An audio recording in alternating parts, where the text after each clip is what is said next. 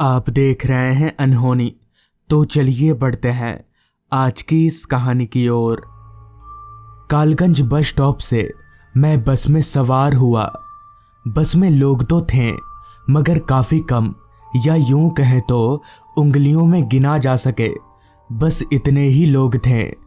खैर, मैं एक सीट पकड़कर बैठ गया। रात का वक्त था और चारों तरफ सिर्फ अंधेरा ही छाया हुआ था। और तो और रास्ते पर भी स्ट्रीट लाइट का कोई नामो निशान नहीं था। चांद की रोशनी से ही अगल बगल का सब कुछ नजर आ रहा था। हम जिस रास्ते पर फिलहाल आगे बढ़ रहे थे वो रास्ता थोड़ा जंगली किस्म का था। रास्ते के दोनों बाजू बस घने लंबे पेड़ ही नजर में आ रहे थे। बस में मौजूद सारे मुसाफिर नींद के आगोश में थे। उन सभी की नींद तब टूटी जब ड्राइवर ने एक झटके से ब्रेक लगा दिया। अचानक ब्रेक लगने से मैं तो कुछ हद तक संभल भी गया, मगर जो मुसाफिर सो रहे थे उनको संभलने का मौका ही नहीं मिला और कुछ तो नीचे ही गिर पड़े। जैसे तैसे धीरे धीरे सब होश में आए तो ड्राइवर पर चिल्लाने लगे। तभी ड्राइवर बोला, अरे मेरी कोई गलती नहीं है, सामने रोड पर देखो, अचानक इतना बड़ा पेड़ गिर जाएगा तो ब्रेक मारना ही पड़ेगा ना। ड्राइवर के कहने पर सब अपनी सीट पर से उठकर सामने की तरफ देखने लगे तो सच में रोड के बीचों बीच एक बहुत ही बड़ा जंगली पेड़ गिरा हुआ था। उस पेड़ को देखकर एक मुसाफिर ने कहा, हम 5-6 लोग तो हैं, चलो मिलकर हटा देंगे पेड़ को रास्ते से। उस आदमी की बात सबको ठीक लगी, लिहाजा हम सभी बस से उतरकर उस पेड़ को हटाने की कोशिश करने लगे। मगर वो पेड़ इतना भारी और बड़ा था कि हम सब लोग मिलकर भी उस पेड़ को हटाना तो दूर हिला भी नहीं सके। जब बहुत कोशिशों के बाद भी वो पेड़ नहीं हिला तो एक दूसरे आदमी ने कहा, देखो ये पेड़ तो हिलने वाला नहीं है ड्राइवर साहब, एक दूसरा रास्ता है ना, वो जंगलों वाला। ये सुनकर ड्राइवर बोला, दिमाग ठिकाने पर तो है आपका, उस रास्ते पर इस वक्त अगर जाएंगे तो कोई जिंदा नहीं बच पाएगा। इस पर मैंने कहा, क्यों, क्या उस रास्ते पर जो हमें मार डालेगा? तो ड्राइवर बोला, वो रास्ता शापित है, शापित, भूत भटकते उस रास्ते पर, नहीं जा सकते उधर से। इस पर सारे मुसाफिर ड्राइवर के ऊपर एक एक अपना गुस्सा झाड़ने लगे और बोले, तो अब यहाँ पर क्या करेंगे हम लोग, चुपचाप चलो वरना ठीक नहीं होगा। ड्राइवर बेचारा अकेला आदमी था। डरा धमका कर सारे मुसाफिरों ने उसे उस रास्ते पर चलने के लिए राजी करवा ही लिया। खैर, हम सभी वापस बस में आकर बैठ गए और ड्राइवर ने बस को पीछे की ओर मोड़ लिया। मुझे कहीं ना कहीं थोड़ी घबराहट तो हो रही थी क्योंकि मेरे साथ ये सब पहली बार हो रहा था, लेकिन मेरे पास दूसरा कोई चारा नहीं था। कुछ देर के बाद ड्राइवर ने बस को उस रास्ते से अलग एक दूसरे रास्ते की ओर मोड़ लिया। उस रास्ते का जैसा नाम था जंगली रास्ता, असल में बिल्कुल वैसा ही था वो रास्ता। ऐसा लग रहा था जैसे हम रास्ते पर ना चलकर किसी जंगल में चल रहे हों, और जंगल होने की वजह से चांद की रोशनी भी सही से उस रास्ते पर पहुंच नहीं पा रही थी।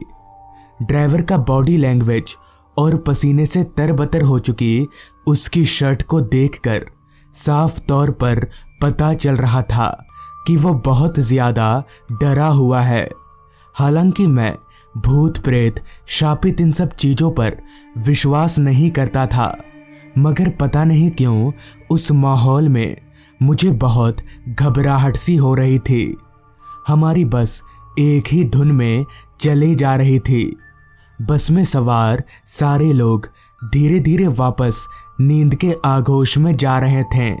मुझे भी धीरे धीरे अब नींद आने लगी थी, मगर मैं ये सोचकर सो नहीं रहा था कि अगर कुछ होगा तो देखूंगा। मगर खिड़की से बाहर देखते देखते नींद ने कब मुझे अपने आगोश में ले लिया पता ही नहीं चला। पता नहीं कितनी देर बाद, मगर जब मेरी आंख खुली तो बस वापस एक झटके के साथ रुकी हुई थी। बस में बहुत शोर हो रहा था क्योंकि बस का ड्राइवर अपनी जगह पर था ही नहीं। मतलब ये कि बस का ड्राइवर गायब था। तभी एक आदमी ने कहा, अरे ये ड्राइवर कहाँ चला गया यार, चलो बाहर निकल कर देखते हैं। इस पर दूसरे आदमी ने कहा, हाँ हाँ चलो जल्दी, कहाँ चला गया ड्राइवर। जिसके बाद हम सारे लोग बस से नीचे उतरे। हम सिर्फ 4 या 5 लोग ही रहे होंगे और वो जंगल बहुत घना था। हमें कुछ समझ नहीं आ रहा था कि अब इस ड्राइवर को कहाँ और कैसे ढूंढे। अभी हम लोग ये सोच ही रहे थे कि तभी हमें ड्राइवर के चीखने की आवाज़ सुनाई पड़ी। चीखने की आवाज़ जंगल के कहीं अंदर से आ रही थी। तभी मैंने कहा, अरे चलो जल्दी, लगता है ड्राइवर किसी मुसीबत में है। इतना कहकर हम सारे लोग आवाज़ की ओर भागे।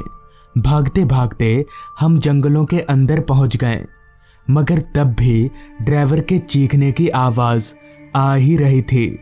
लिहाजा हम लोग आवाज़ की ओर भागते रहे। जंगल में पूरा अंधेरा छाया हुआ था, लिहाजा हम सब ने अपने अपने फ़ोन की फ्लैशलाइट जला ली और आवाज़ की तरफ आगे बढ़ते रहें। कुछ देर उस आवाज़ का पीछा करके हम जंगलों के बीचों बीच एक छोटे से घर के पास पहुँचे। मैं अभी उस घर की तरफ जा ही रहा था कि तभी पीछे से एक आदमी ने मुझे टोकते हुए कहा, रुको, ऐसे इस घर के अंदर जाना ठीक होगा? इससे पहले कि मैं उस आदमी को इस बात का कोई जवाब दे पाता, घर के अंदर से फिर एक बार ड्राइवर की चीख सुनाई पड़ी। मुझे उस आदमी को जवाब देना ज़रूरी नहीं लगा, इसलिए मैं बिना कुछ बोले ही उस घर के टूटे हुए दरवाजे को सरकाकर अंदर घुस गया। मेरे साथ ही साथ 2 और लोग अंदर आए। वो घर बाहर से जितना छोटा लग रहा था, अंदर से उतना ही बड़ा था।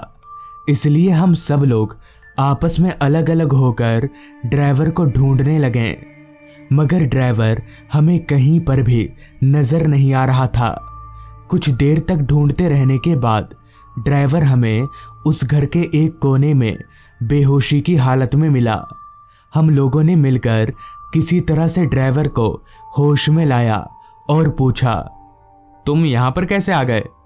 इस पर ड्राइवर बोला, पता नहीं, एक औरत ने बस रुकवाया था। उस औरत का चेहरा बहुत डरावना था। फिर मुझे कुछ याद नहीं, मेरी आंख अभी खुली। ड्राइवर की बात सुनकर मुझे और बाकी मुसाफिरों को बहुत हैरानी हुई कि अगर ड्राइवर यहाँ पर बेहोश पड़ा था तो फिर इतनी देर से चीख कौन रहा था। हमें वहाँ पर ज़्यादा देर तक रुकना ठीक नहीं लगा, लिहाजा हम लोग ड्राइवर को लेकर वापस बस में आ गए और उस रास्ते से बाहर निकल गए। अब पता नहीं ड्राइवर सच बोल रहा था या झूठ, मगर एक बात तो पक्की है कि उस रास्ते पर कुछ अजीब तो था, वरना ड्राइवर बेहोशी की हालत में उस घर में कैसे पहुंचता। और अगर वो तब से बेहोश था तो फिर चीखने की आवाज़ किसकी थी। बहुत से लोगों का कहना है कि उस रास्ते पर एक औरत की आत्मा भटकती रहती है, जिसे देखते ही लोग बेहोश हो जाते हैं और उस घर में पहुंच जाते हैं। हालांकि वो औरत की आत्मा किसी को भी नुकसान नहीं पहुंचाती। उस दिन के बाद से रात तो क्या, मैं दिन के वक्त भी उस रास्ते पर नहीं जाता और अब मैं पूरी तरह से भूत प्रेत आत्माओं पर विश्वास करने लगा हूँ।